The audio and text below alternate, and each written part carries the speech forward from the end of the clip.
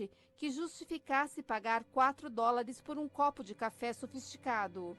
A empresa precisava treinar seus empregados para servir um pouco de alegria junto com os leites e scones.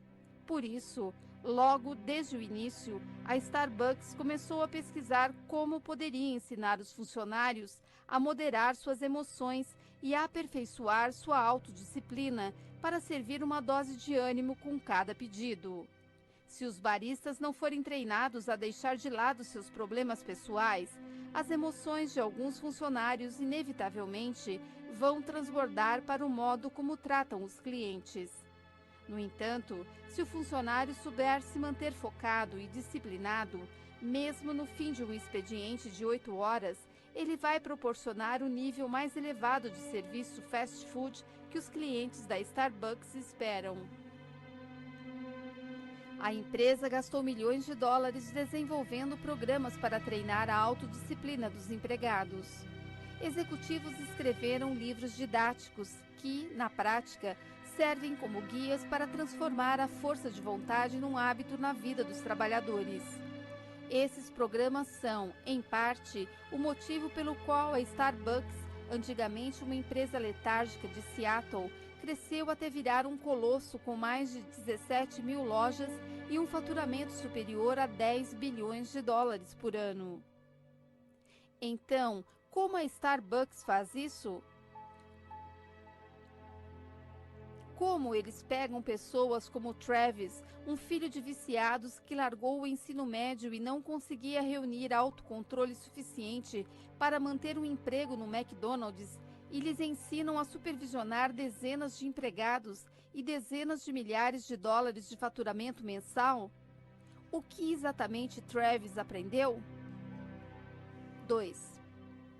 Todos que entravam na sala em que o experimento estava sendo realizado na Case Western Reserve University concordavam num ponto: os cookies tinham um cheiro delicioso.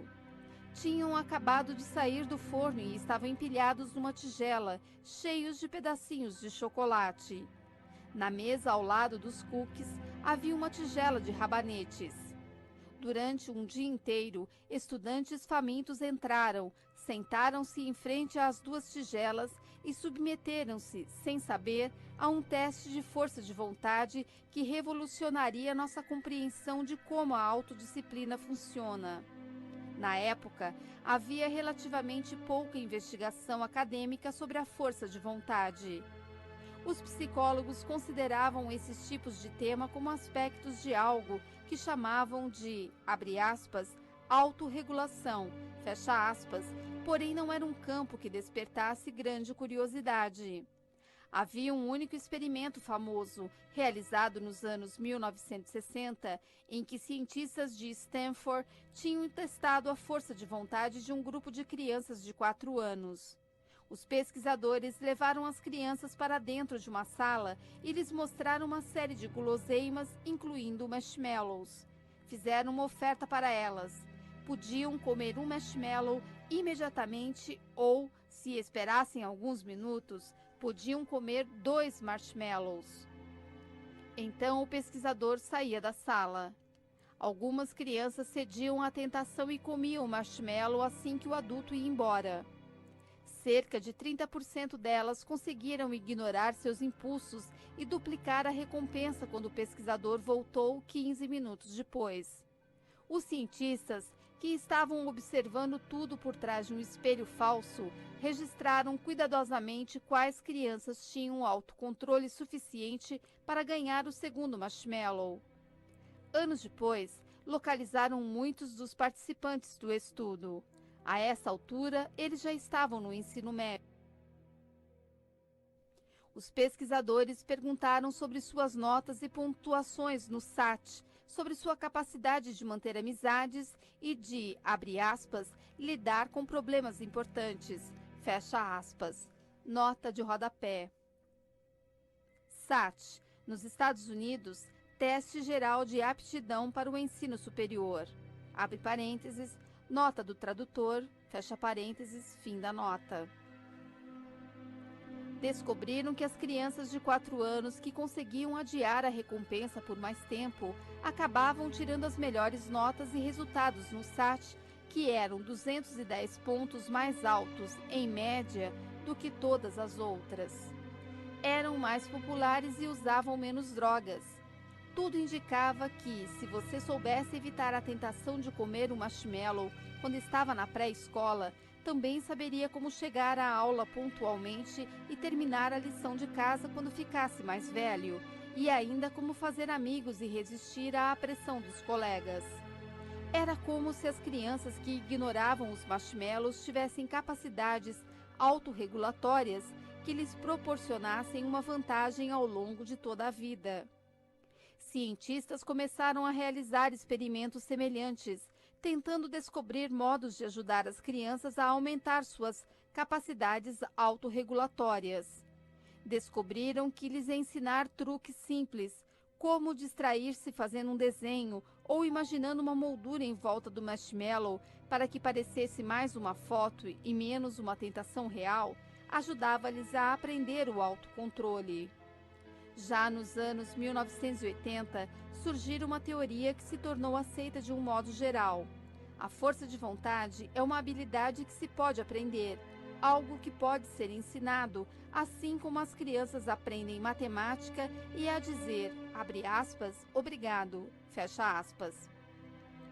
Mas as verbas para esses estudos eram escassas. O tema da força de vontade não estava em voga. Muitos dos cientistas de Stanford mudaram para outras áreas de pesquisa. No entanto, quando um grupo de doutorandos em psicologia da Case Western, um dos quais se chamava Mark Muravan, descobriu esses estudos no meio da década de 1990, começaram a fazer perguntas que os pesquisadores anteriores pareciam ter deixado sem resposta. Para Muravan, este modelo de força de vontade como habilidade não era uma explicação satisfatória. Uma habilidade, afinal, é algo que permanece constante de um dia para o outro. Se você tem a habilidade de fazer uma omelete na quarta-feira, ainda saberá fazê-las na sexta-feira. Na experiência de Muravan, no entanto, a sensação era de que ele se esquecia de exercer sua força de vontade o tempo todo. Havia noites em que voltava do trabalho e não tinha dificuldade alguma de sair para correr. Em outras, não conseguia fazer nada além de deitar no sofá e assistir televisão. Era como se seu cérebro, ou pelo menos a parte responsável por fazer com que ele se exercitasse, tivesse esquecido como reunir a força de vontade necessária para que ele saísse de casa. Em alguns dias, ele comia coisas saudáveis. Em outros, quando estava cansado, saqueava as máquinas de comida e se empanturrava de doces e batata frita. Se a força de vontade é uma habilidade, perguntava-se Muravan, então por que ela não permanece constante de um dia para o outro? Ele suspeitava que essa força era mais complexa que os experimentos mais antigos haviam revelado. Mas como se testa isso num laboratório? A solução de Muravan foi o laboratório contendo uma tigela de cookies recém-assados e uma tigela de rabanetes. A sala era basicamente um closet com um espelho falso, equipada com uma mesa, uma cadeira de madeira, um sininho e um pequeno forno elétrico.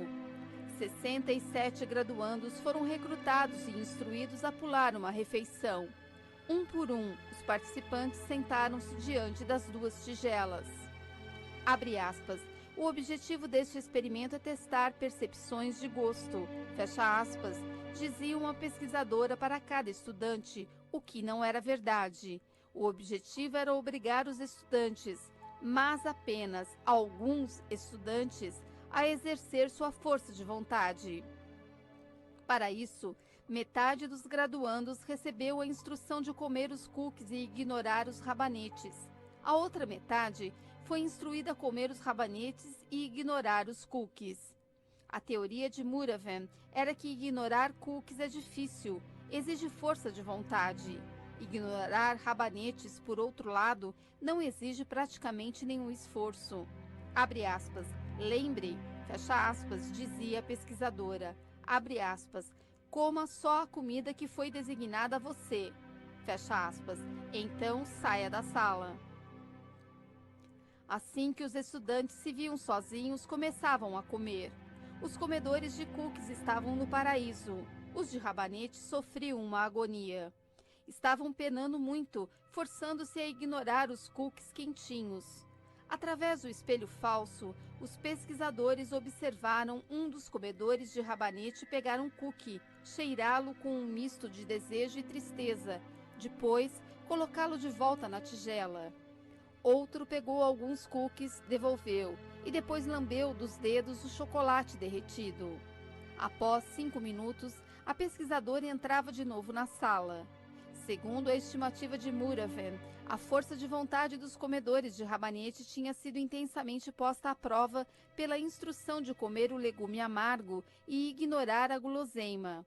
Os comedores de cookies quase não tinham exercido sua autodisciplina. Abre aspas. Precisamos esperar cerca de 15 minutos para que a memória sensorial do alimento que você comeu se dissipe. Fecha aspas. A pesquisadora dizia a cada participante. Para passar o tempo, ela pediu que eles resolvessem um quebra-cabeça. Parecia relativamente simples. Traçar um certo padrão geométrico sem tirar o lápis do papel, nem passar pela mesma linha 2 vezes. Se quiser desistir, dizia a pesquisadora, toque o sino. Ela insinuava que resolver o quebra-cabeça não demoraria muito. Na verdade, o quebra-cabeça era impossível de resolver. Aquele quebra-cabeça não era um passatempo, era a parte mais importante do experimento. Era preciso uma enorme força de vontade para continuar tentando resolver o quebra-cabeça, principalmente quando todas as tentativas fracassavam. Os cientistas se perguntaram, será que os estudantes que já tinham gastado sua força de vontade, ignorando os cookies, iam desistir do quebra-cabeça mais rápido? Em outras palavras, será que a força de vontade era um recurso finito? De trás do espelho falso, os pesquisadores ficaram observando. Os comedores de cookies, com seus estoques não utilizados de autodisciplina, começavam a trabalhar no quebra-cabeça. De modo geral, pareciam relaxados. Um deles tentou uma abordagem simples, chegou a um beco sem saída, depois começou de novo. E de novo. E de novo. Alguns tentaram por mais de meia hora antes que a pesquisadora dissesse para eles pararem. Em média, os comedores de cookies passaram quase 19 minutos, cada um tentando resolver o quebra-cabeça antes de tocar o sino. Os comedores de rabanete, com sua força de vontade esgotada, agiram de modo completamente diferente. Resmungavam enquanto tentavam resolver o quebra-cabeça. Ficavam frustrados. Um deles reclamou que o experimento todo era uma perda de tempo. Alguns puseram a cabeça na mesa e fecharam os olhos.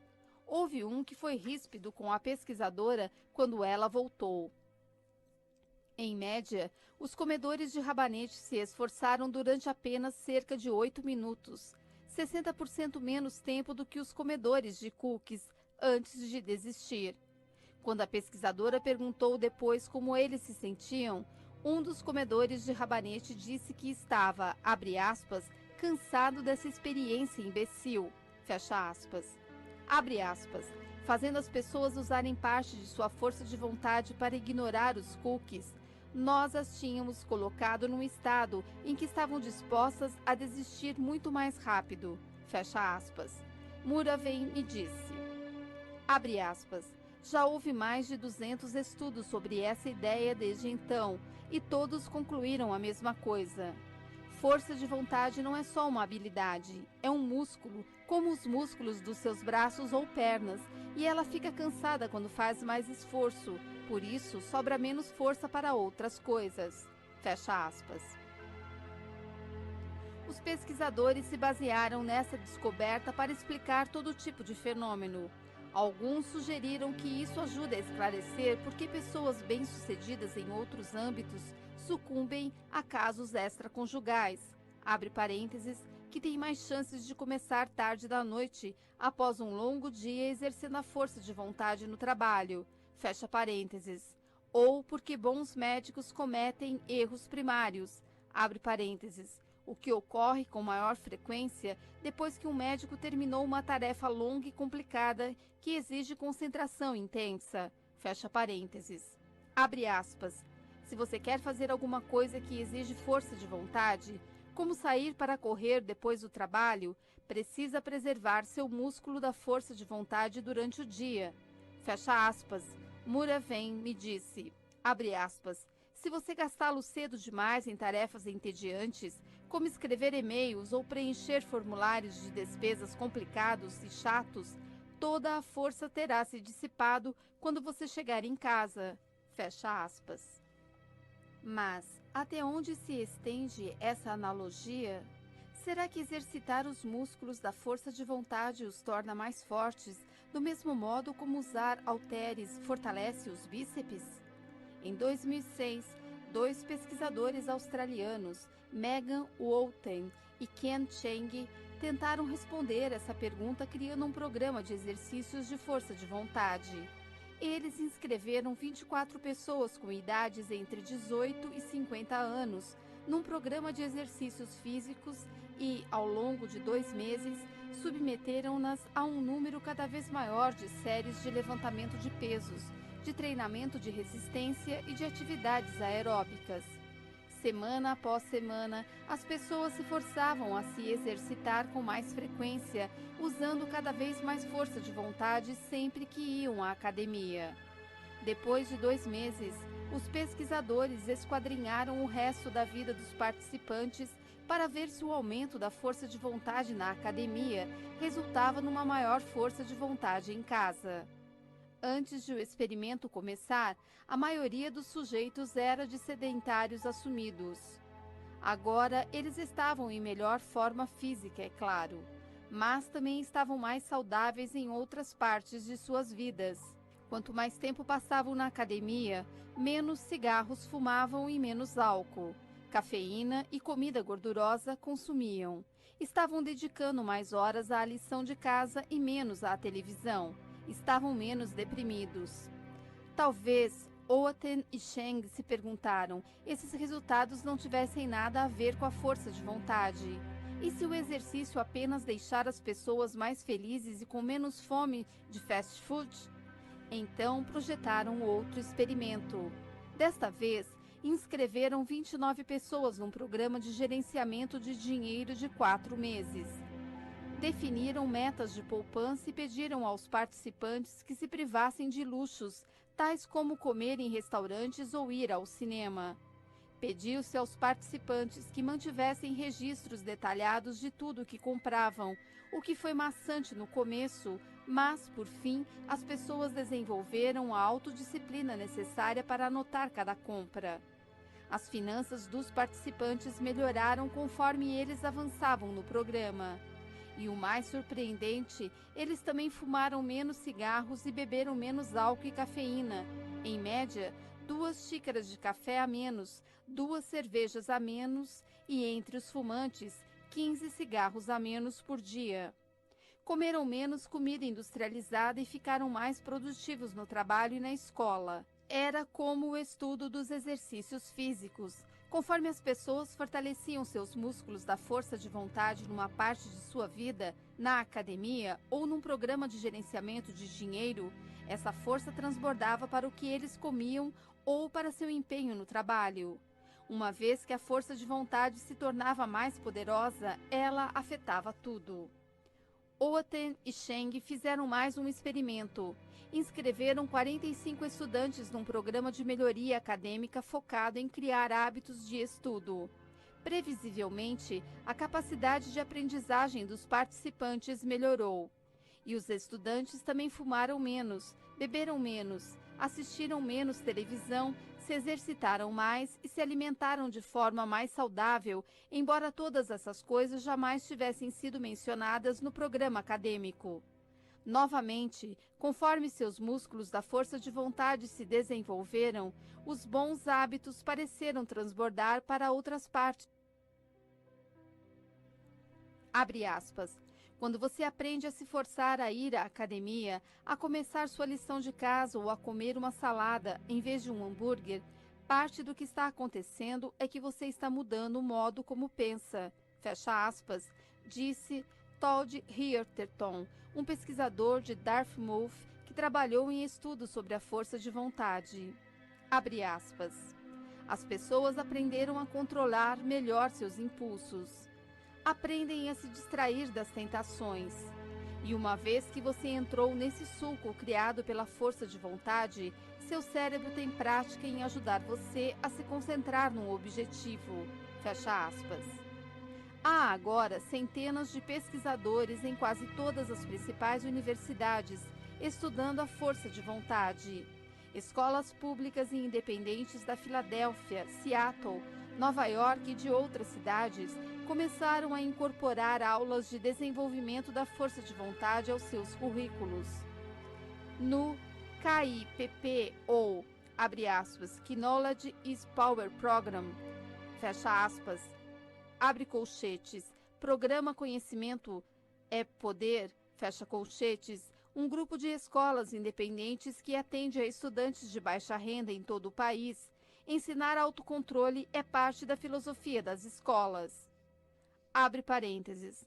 Uma escola KIPP da Filadélfia deu aos alunos camisetas com os dizeres, abre aspas, não coma o marshmallow, fecha aspas, fecha parênteses. Muitas dessas escolas elevaram drasticamente as pontuações dos alunos nas provas. Abre aspas. É por isso que colocar as crianças em aulas de piano ou de esportes é tão importante. Não tem nada a ver com criar um bom músico ou um craque de futebol de 5 anos, fecha aspas, diz Heatherton. Abre aspas.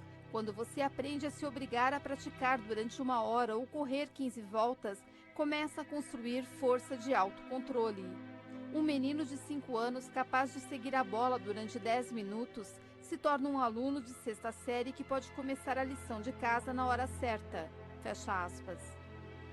Conforme as pesquisas sobre a força de vontade foram se tornando um assunto em alta nas publicações científicas e em artigos de jornal, isso começou a transbordar para o mundo corporativo nos Estados Unidos.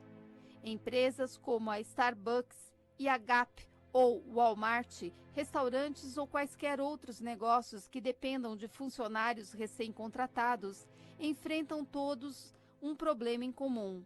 Por mais que seus funcionários queiram fazer um bom trabalho, muitos fracassam porque carecem de autodisciplina. Chegam atrasados, brigam com clientes mal educados, distraem-se ou são sugados para dentro de dramas no local de trabalho. Pedem demissão sem motivo algum. Abre aspas. Para vários funcionários, a Starbucks é sua primeira experiência profissional. Fecha aspas, disse Christine Deput, que ajudou a supervisionar os programas de treinamento da empresa durante mais de uma década. Abre aspas. Se seus pais ou professores vêm dizendo a você o que fazer sua vida inteira e de repente há clientes gritando e seu chefe está ocupado demais para orientá-lo, isso pode ser realmente assoberbante. Muitas pessoas não conseguem fazer a transição. Então, tentamos descobrir um jeito de dar a nossos empregados a autodisciplina que não aprenderam no ensino médio. Fecha aspas. Mas, quando empresas como a Starbucks tentaram aplicar ao local de trabalho as lições de força de vontade extraídas dos estudos sobre rabanetes e cookies e sobre exercícios físicos, encontraram dificuldades. Financiaram aulas de perda de peso e ofereceram aos funcionários mensalidades grátis em academias, na esperança de que os benefícios transbordassem para o modo como eles serviam café. A frequência era irregular.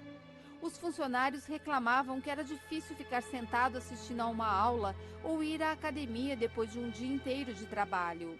Abre aspas. Se uma pessoa tem problemas de autodisciplina no trabalho, provavelmente também vai ter dificuldade de frequentar um programa projetado para fortalecer sua autodisciplina depois do trabalho. Fecha aspas, disse Muravem. Mas a Starbucks estava decidida a resolver esse problema. Em 2007, no auge de sua expansão, a empresa estava abrindo 7 lojas novas por dia e contratando até 1.500 funcionários por semana. Treiná-los para se destacar no atendimento ao cliente, para chegar na hora, não se irritar com os clientes e servir a todos com um sorriso, ainda lembrando os pedidos de cada um, e, se possível, seu nome, era essencial. As pessoas esperam que um leite caro seja servido com certo brilho. Abre aspas. Não estamos no ramo do café servindo pessoas. Fecha aspas, me disse Howard B. Haar, ex-presidente da Starbucks. Abre aspas. Estamos no ramo das pessoas servindo café. Todo o nosso modelo de empresa é baseado num atendimento espetacular. Sem isso, estamos perdidos. Fecha aspas. A solução, como a Starbucks descobriu, era transformar a autodisciplina num hábito organizacional. 3. Em 1992, uma psicóloga britânica entrou em 2 dos hospitais ortopédicos mais movimentados da Escócia e recrutou 60 pacientes para um experimento que, ela esperava, explicaria como alavancar força de vontade de pessoas excepcionalmente resistentes a mudanças. A média de idade dos pacientes era 68 anos. A maioria ganhava menos de $10.000 por ano e não tinha mais que um diploma do ensino médio. Todos eles haviam passado recentemente por cirurgias de implantação de prótese no quadril ou joelho, mas por serem relativamente pobres e pouco escolarizados, muitos tinham esperado anos para fazer a operação. Eram aposentados, mecânicos idosos e balconistas de lojas. Estavam nos últimos capítulos da vida e a maioria não tinha vontade de pegar um novo livro.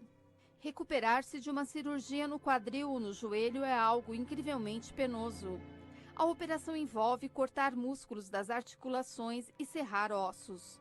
Durante a recuperação, os menores movimentos, mudar de posição na cama ou dobrar uma articulação, podem ser excruciantes. No entanto, é essencial que os pacientes comecem a praticar exercícios quase imediatamente após acordarem da cirurgia. Precisam mexer as pernas e os quadris antes que os músculos e a pele tenham cicatrizado, senão o tecido granular entope a articulação, destruindo sua flexibilidade.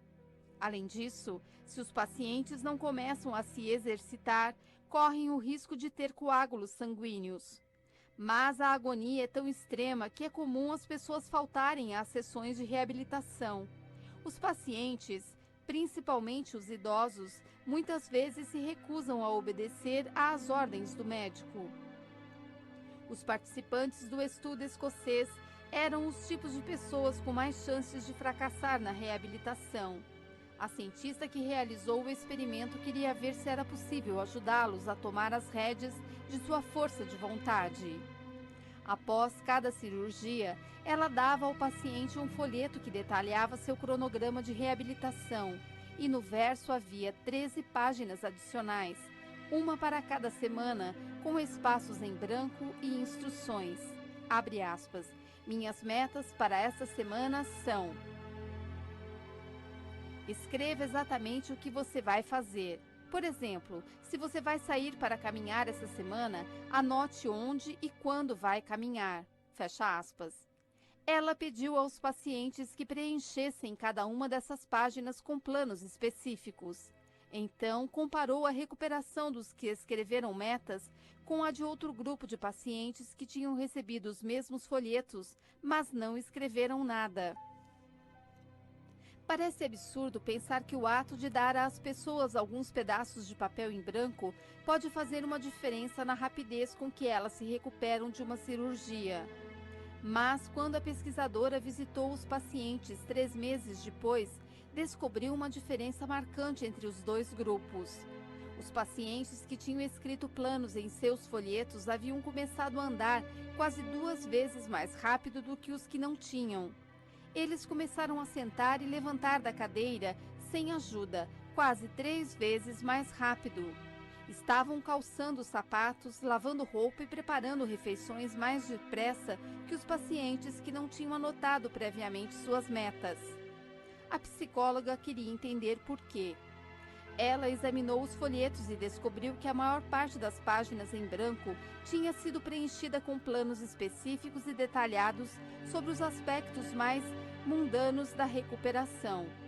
Um paciente, por exemplo, escrevera, abre aspas, vou andar até o ponto de ônibus amanhã para encontrar minha mulher quando ela chegar do trabalho, fecha aspas, e então anotara a que horas ele iria sair, o caminho que faria, o que vestiria, qual casaco iria levar se estivesse chovendo e que pílulas tomaria se a dor ficasse intolerável. Outro paciente, num estudo semelhante, escreveu uma série de cronogramas muito específicos referente aos exercícios que faria toda vez que fosse ao banheiro. Um terceiro escreveu um itinerário detalhado, minuto a minuto, para dar uma volta no quarteirão. Algumas dessas iniciativas tinham sido propostas no Rhode Island Hospital em anos anteriores, mas sempre tinham sido derrubadas. Os médicos e enfermeiros não queriam que ninguém filmasse suas cirurgias, nem que outros hospitais dissessem a eles como fazer seu trabalho. Porém, uma vez que o Rhode Island Hospital foi tomado por um senso de crise, todo mundo tornou-se mais aberto à mudança. Outros hospitais fizeram alterações semelhantes após a ocorrência de erros e reduziram índices de erros que, uns poucos anos antes, tinham parecido impossíveis de melhorar. Assim como o Rhode Island Hospital, essas instituições descobriram que uma reforma geralmente só é possível uma vez que um senso de crise se instala. Por exemplo, um dos hospitais de ensino da Harvard University, o Beth Israel Deaconess Medical Center, passou por uma avalanche de erros e batalhas internas no fim dos anos 1990, que vazou para artigos de jornais e discussões entre enfermeiros e administradores em reuniões públicas. Alguns oficiais do Estado chegaram a falar em obrigar o hospital a fechar departamentos, até que eles pudessem provar que os erros teriam fim. Então, o hospital, sob ataque, uniu-se na busca de soluções para mudar sua cultura. Parte da resposta foram as, abre aspas, rondas de segurança, fecha aspas, em que, a cada 3 meses, um médico experiente discutia uma cirurgia ou diagnóstico específico e descrevia, nos mínimos detalhes, um erro ou situação de risco para uma plateia de centenas de colegas. Abre aspas. É terrível admitir publicamente um erro, fecha aspas, disse o Dr. Donald Moorman, que até recentemente era o cirurgião-chefe suplente do Beth Israel Deaconess. Abre aspas. 20 anos atrás, os médicos se recusavam a fazer isso, mas agora um verdadeiro senso de pânico alastrou-se pelos hospitais e mesmo os melhores cirurgiões estão dispostos a comentar como chegaram perto de cometer um grande erro. A cultura da medicina está mudando. Fecha aspas. Bons líderes aproveitam crises para reformular hábitos organizacionais. Os administradores da NASA, por exemplo, tentaram durante anos melhorar os hábitos de segurança da agência, mas esses esforços foram em vão até que o ônibus espacial Challenger explodiu em 1986. Depois dessa tragédia, a organização conseguiu reformular o modo como fazia cumprir os padrões de qualidade. Pilotos de companhias aéreas também passaram anos tentando convencer os fabricantes de aviões e controladores de tráfego aéreo a redesenhar o layout dos cockpits e a comunicação dos controladores de tráfego. Então, um erro na pista de decolagem na ilha de Tenerife, na Espanha, matou 583 pessoas em 1977 e, em menos de 5 anos, o layout do cockpit, os procedimentos de decolagem e as rotinas de comunicação dos controladores de tráfego foram reformulados. Na verdade, uma crise é uma oportunidade tão preciosa que um líder sábio muitas vezes prolonga de propósito um senso de emergência. Isso foi exatamente o que aconteceu depois do incêndio na estação King's Cross. 5 dias depois do ocorrido, o secretário de Estado britânico designou um investigador especial, Desmond Fennell, para estudar o incidente. Fennell começou entrevistando os administradores do metrô de Londres e rapidamente descobriu o que todos já sabiam, havia anos, que a segurança contra incêndios era um problema sério e, no entanto, nada mudara. Alguns administradores tinham proposto novas hierarquias, que teriam deixado clara a responsabilidade pela prevenção a incêndios. Outros haviam sugerido dar mais poder aos gerentes de estação, para que eles pudessem fazer a ponte entre os diversos departamentos. Nenhuma dessas reformas tinha sido implementada. Quando o próprio Fennell começou a sugerir mudanças, viu os mesmos tipos de obstáculo: chefes de departamento recusando-se a assumir responsabilidade ou sabotando-o com ameaças sussurradas contra seus subordinados começarem a surgir. Então ele decidiu transformar sua investigação num circo midiático. Convocou audiências públicas que duraram 91 dias e revelou uma organização que havia ignorado diversos avisos de riscos. Insinuou para repórteres de jornal que os passageiros estavam correndo um grave perigo sempre que andavam de metrô. Comparou depoimentos de dezenas de testemunhas que descreviam uma organização na qual brigas por território importavam mais que a segurança dos passageiros. Seu relatório final, entregue quase um ano após o incêndio, era uma denúncia feroz contra o metrô, um documento de 250 páginas retratando uma organização debilitada pela incompetência burocrática. Abre aspas. Originalmente uma investigação sobre os eventos de uma única noite, fecha aspas, escreveu Fennell, o escopo do relatório, abre aspas, precisou ser ampliado para o exame de um sistema, fecha aspas. Ele concluiu com páginas e mais páginas de críticas mordazes e recomendações que, basicamente, sugeriam que boa parte da organização era incompetente ou corrupta. A reação foi instantânea e esmagadora. Passageiros fizeram piquete nos escritórios do metrô. Os administradores da organização foram demitidos. Aprovou-se uma série de novas leis e a cultura do metrô foi reformulada.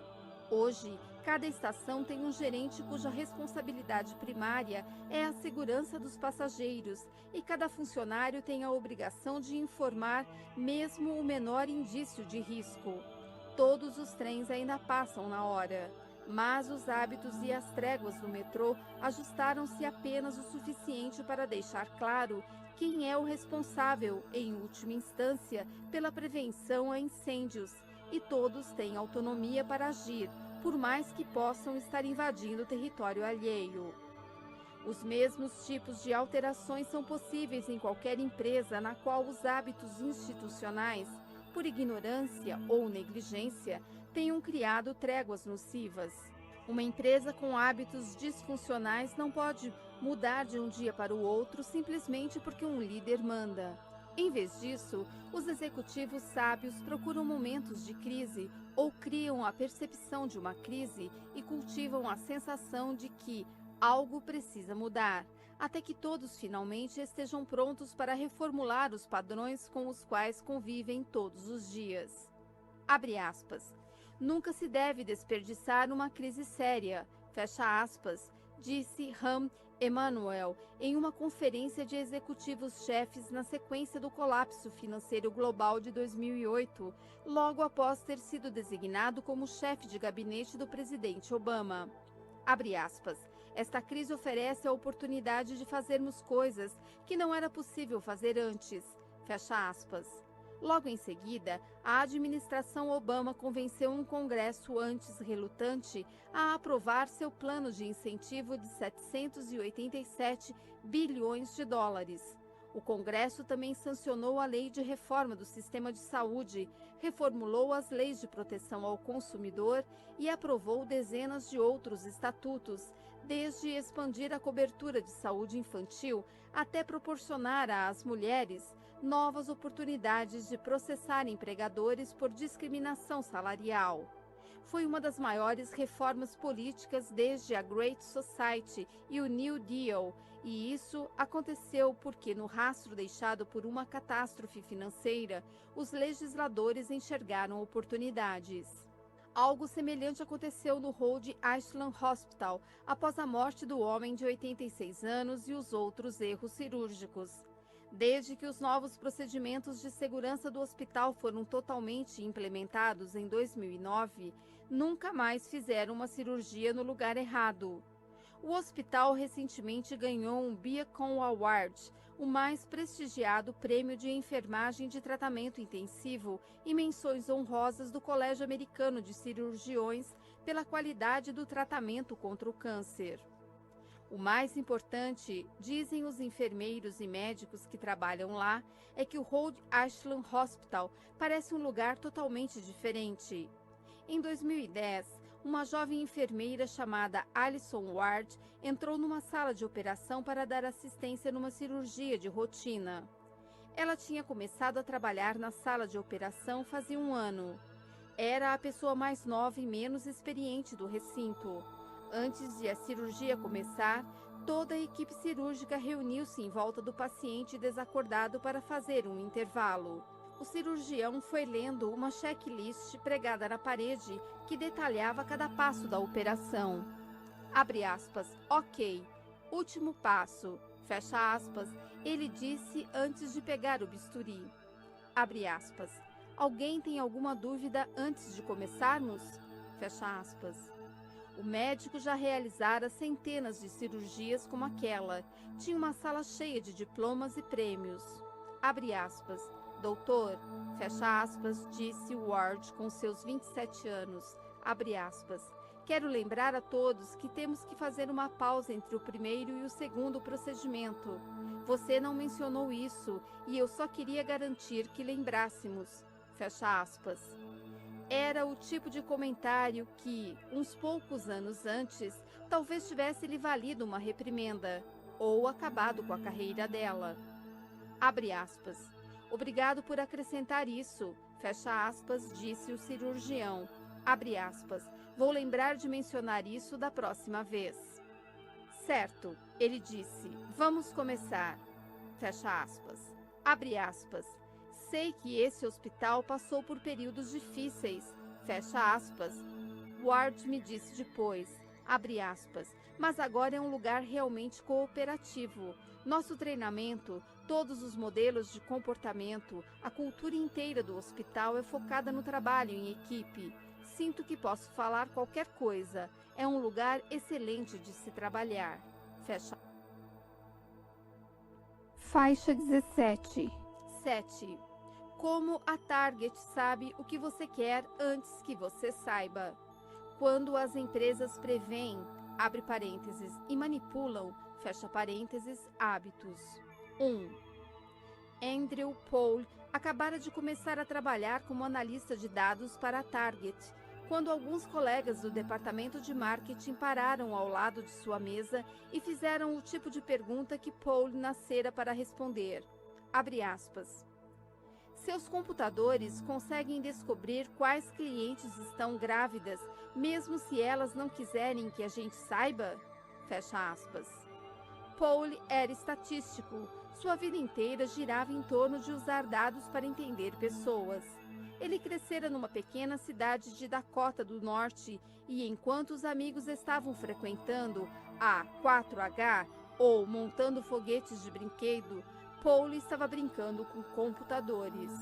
Nota de rodapé. 4H, Organização Americana de Incentivo ao Desenvolvimento de Crianças e Adolescentes. Abre parênteses, nota do tradutor. Fecha parênteses.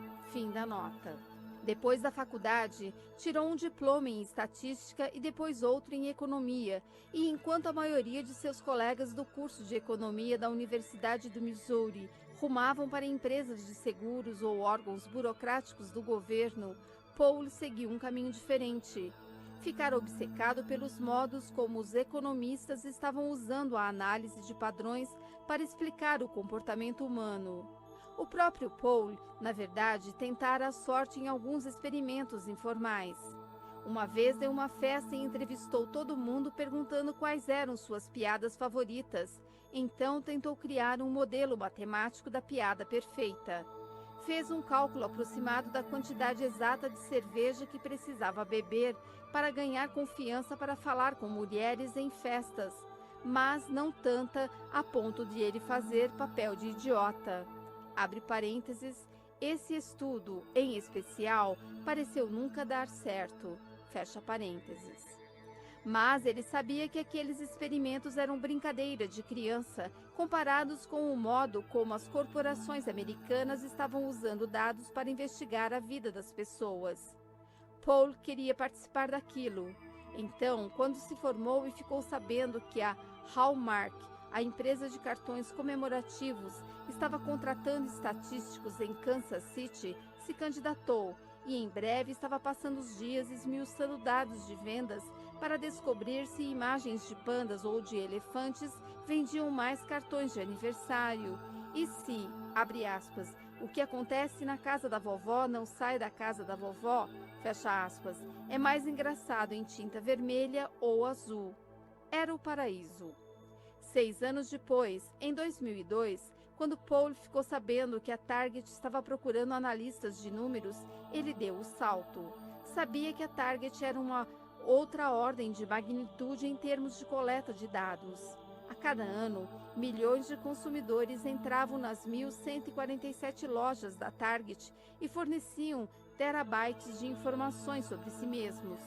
A maioria deles não fazia ideia de que estava fazendo isso. Usavam seus cartões de fidelidade, trocavam cupons que tinham recebido pelo correio ou usavam um cartão de crédito, sem saber que a Target podia então relacionar suas compras a um perfil demográfico individual.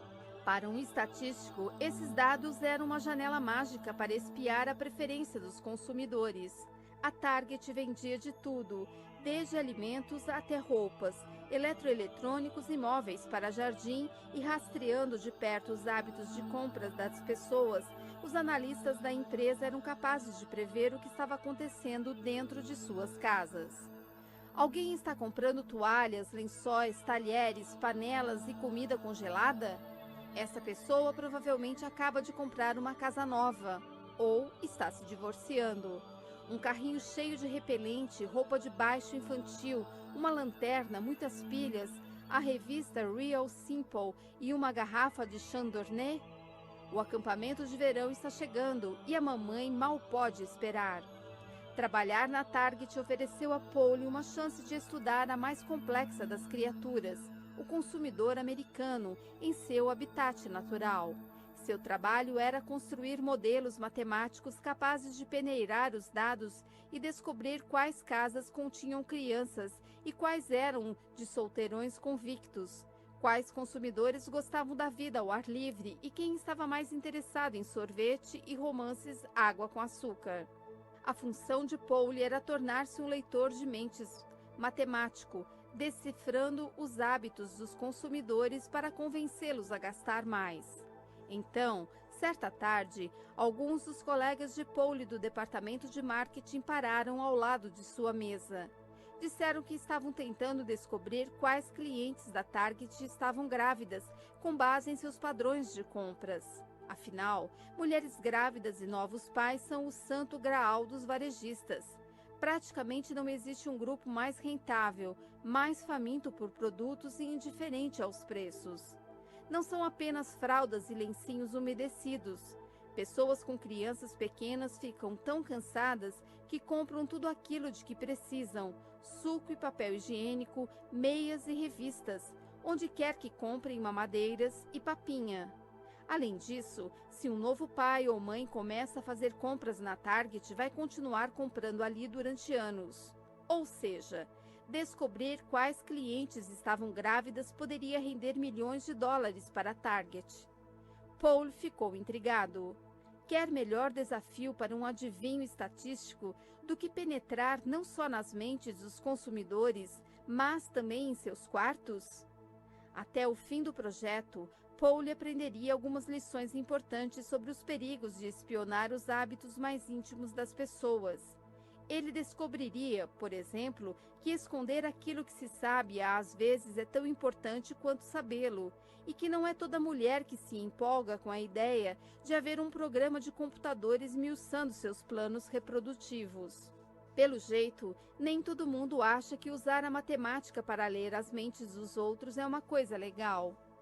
Abre aspas. Acho que as pessoas de fora talvez digam que isso é meio como um Big Brother. Fecha aspas. Paul me disse. Abre aspas. Isso deixa algumas pessoas incomodadas. Fecha aspas. Houve um tempo em que uma empresa como a Target nunca teria contratado um sujeito como Andrew Paul. Há 20 anos, os varejistas não realizavam esse tipo de análise intensamente baseada em dados.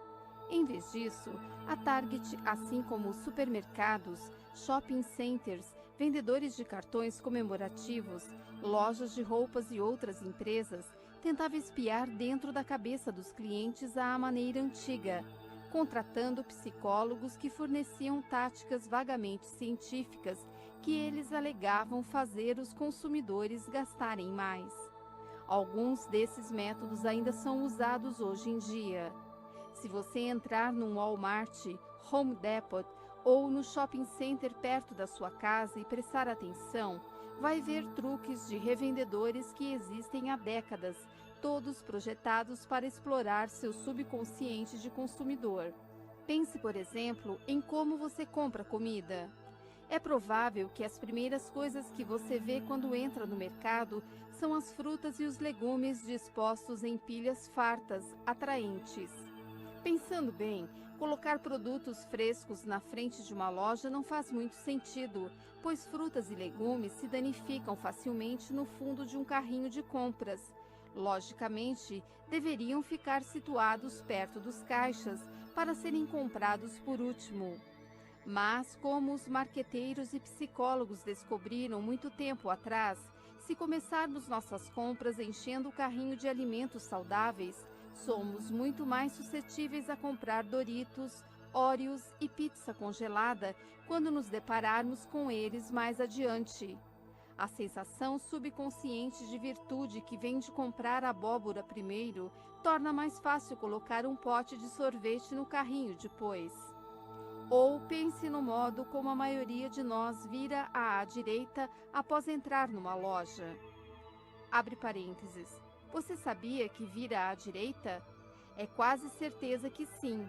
Há milhares de horas de fitas de vídeo mostrando consumidores virando à direita quando passam pelas portas da frente. Fecha parênteses. Como resultado dessa tendência, os revendedores enchem o lado direito das lojas com os produtos mais lucrativos, que esperam que você compre logo de cara. Ou pense em cereais matinais e sopas. Quando eles estão nas prateleiras em ordem não alfabética, mas aparentemente aleatória, nosso instinto é demorar um pouco mais e olhar uma seleção maior. Por isso, você raramente encontrará Raisin Bran perto de Rice Chex.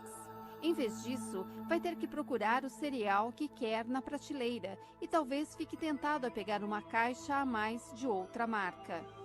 O problema dessas táticas, no entanto, é que elas tratam cada comprador exatamente do mesmo modo. São soluções um tanto primitivas, tamanho único para deflagrar hábitos de consumo. Nas últimas 2 décadas, no entanto, conforme o mercado varejista tornou-se mais competitivo, cadeias como a Target começaram a entender que não podiam confiar nos mesmos velhos truques. O único jeito de aumentar os lucros era descobrir os hábitos de cada comprador individual e fazer o marketing para as pessoas, uma por uma, com abordagens personalizadas, projetadas para ter apelo às preferências de compra específicas de cada consumidor. Em parte, essa constatação veio de uma consciência crescente de como é poderosa a influência dos hábitos em quase qualquer decisão de compra. Uma série de experimentos convenceu os marqueteiros de que, se eles conseguissem entender os hábitos de um comprador específico, poderiam fazê-lo comprar quase qualquer coisa. Um estudo registrou consumidores em vídeo enquanto andavam por lojas de alimentos. Os pesquisadores queriam saber como as pessoas tomavam decisões de compras. Especificamente, procuravam compradores que tivessem vindo com listas de compras, que, em tese, já tivessem decidido de antemão o que queriam. O que descobriram foi que, apesar das listas, mais de 50% das decisões de compra ocorriam no momento em que um cliente via um produto na prateleira, pois, apesar das melhores intenções dos compradores, seus hábitos eram mais fortes que suas intenções escritas. Abre aspas. Vejamos, fecha aspas, um comprador murmurou para si mesmo enquanto percorria uma loja. Abre aspas. Aqui estão as batatas chips. Vou pular dessa vez. Peraí, a batata Lay's está em promoção. Fecha aspas. Ele pôs um pacote no carrinho. Alguns compradores compravam as mesmas marcas mês após mês, embora admitissem que não gostavam muito do produto. Abre parênteses, abre aspas. Não amo o Folgers, mas é esse café que eu compro, sabe? Que outra marca existe? Fecha aspas, disse uma mulher parada em frente a uma prateleira contendo dezenas de outras marcas de café. Fecha parênteses. Os consumidores compravam mais ou menos a mesma quantidade de comida cada vez que iam às compras, mesmo que tivessem prometido fazer cortes. Abre aspas. Os consumidores às vezes agem como criaturas de hábito, repetindo automaticamente comportamentos passados com pouca atenção às metas atuais. Fecha aspas. Escreveram 2 psicólogos da Universidade do Sul da Califórnia em 2009.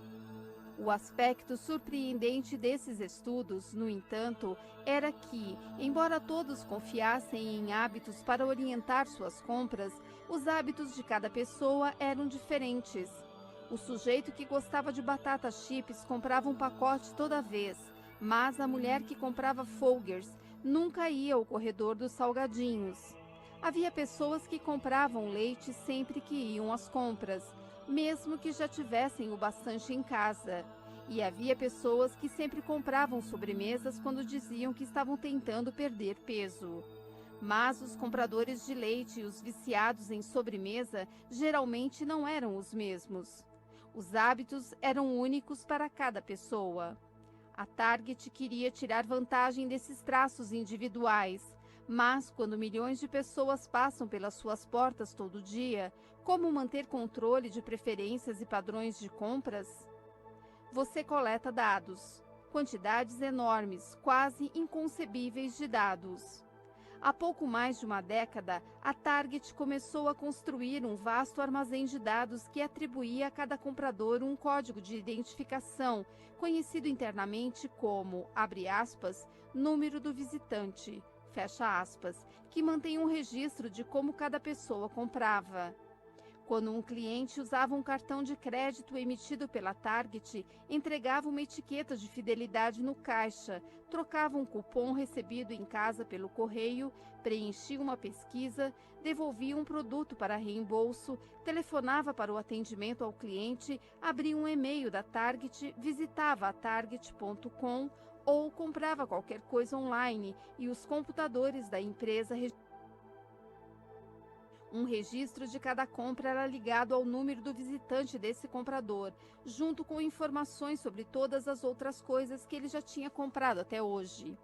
Também ligadas a esse número do visitante havia informações demográficas que a Target coletava ou comprava de outras empresas, incluindo a idade do comprador, se ele era casado e tinha filhos, em que região da cidade morava, quanto demorava para chegar de carro à loja, uma estimativa de quanto ganhava, se tinha mudado recentemente, quais sites visitava, os cartões de crédito que carregava na carteira e seus números de telefone fixo e celular. A Target pode comprar dados que indicam a etnia de um comprador, seu histórico profissional, que revistas lê, se já declarou falência, o ano em que comprou, abre parênteses, ou perdeu, fecha parênteses, sua casa, em qual faculdade ou colégio estudou e se prefere certas marcas de café, papel higiênico, cereal matinal ou molho de maçã. Há vendedores de dados como a Infinigraph que, abre aspas, ouvem, fecha aspas, as conversas online de consumidores em fóruns de discussão da internet e mantêm controle de quais produtos esses consumidores mencionam favoravelmente. Uma firma chamada Hapliff vende informações sobre as tendências políticas dos consumidores, seus hábitos de leitura, contribuições para obras de caridade, a quantidade de carros que eles possuem e se preferem notícias religiosas ou descontos em cigarros.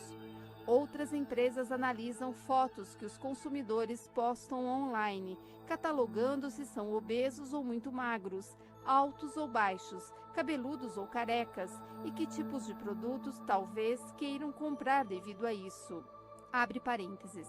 A Target, numa declaração, recusou-se a indicar com quais empresas demográficas lida e quais tipos de informação estuda. Fecha parênteses. Abre aspas. Antigamente, as empresas só sabiam o que seus clientes queriam que elas soubessem. Fecha aspas, disse Tom Davenport, um dos maiores pesquisadores de como as empresas utilizam dados e análises. Abre aspas. Esse mundo ficou muito para trás. Você ficaria chocado se soubesse quanta informação corre por aí e toda empresa as compra, pois é o único jeito de sobreviver. Fecha aspas. Se você usa seu cartão de crédito da Target para comprar uma caixa de picolés uma vez por semana, geralmente por volta